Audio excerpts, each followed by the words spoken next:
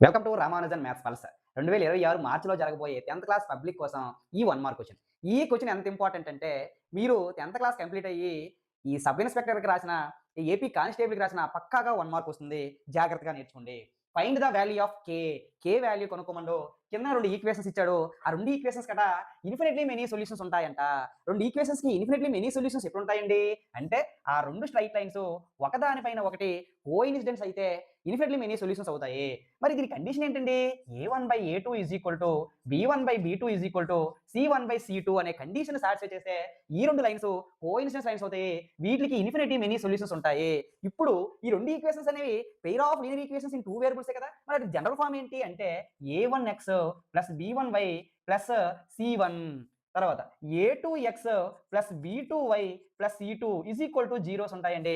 ఇప్పుడు A1 ప్లేస్‌లో ఏ number ఉందో చూడండి. ఇక్కడ A1 ప్లేస్‌లో 4 ఉందండి. ఇక్కడ A1 ప్లేస్‌లో 4 వేయండి. ఇక్కడ A2 ప్లేస్‌లో ఏముందండి?